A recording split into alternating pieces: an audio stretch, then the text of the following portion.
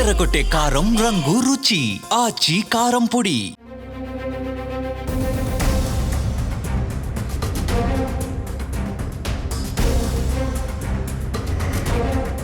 మీరు ICICI bank credit card వాడుతున్నారా?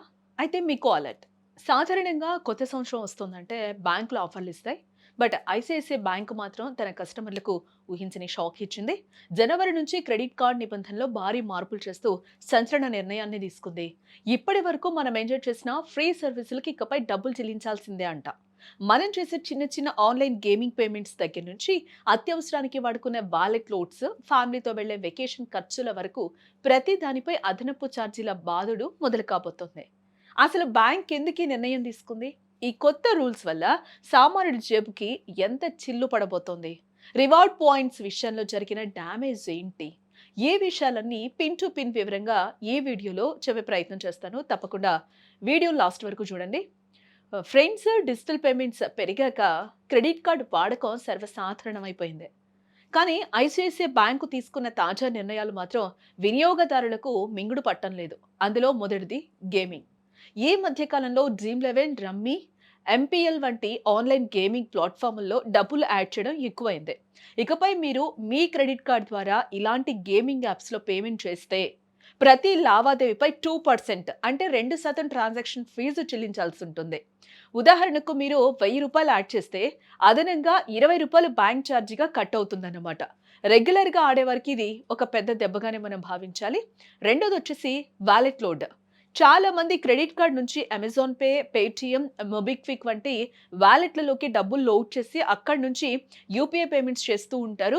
దీన్ని అరికట్టడానికి బ్యాంకు కొత్త రూల్ని అయితే తీసుకొచ్చింది. ఒకవేళ మీరు 5,000 కంటే ఎక్కువ మొత్తాన్ని వాలెట్లో యాడ్ చేస్తే అదనంగా 1% అంటే 1% ఫీజు కట్టాలి. అంటే ఎమర్జెన్సీ కోసం డబ్బులు వాలెట్లోకి తీసుకుందాం అనుకుంటే ఇకపై కుదరదనమాట.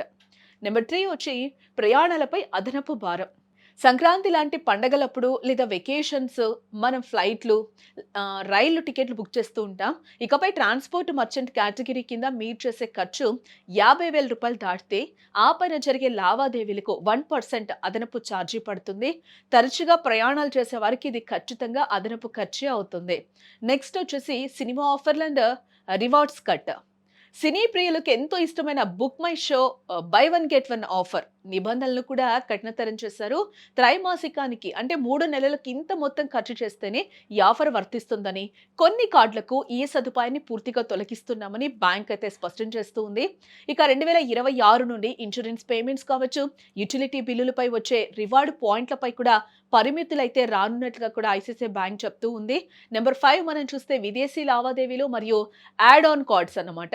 విదేశాల్లో షాపింగ్ చేసే వారికి డైనమిక్ కరెన్సీ కన్వర్షన్ ఫీజులు పెంచారు.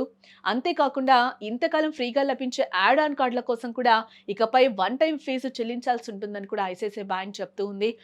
చూసారుగా, మొత్తంగా అయితే ఐసిఐసిఐ బ్యాంక్ కస్టమర్ల నుంచి వచ్చే ఆదాయాన్ని పెంచుకోవడానికి సీరియస్ అయిందని చెప్పుకోవచ్చు.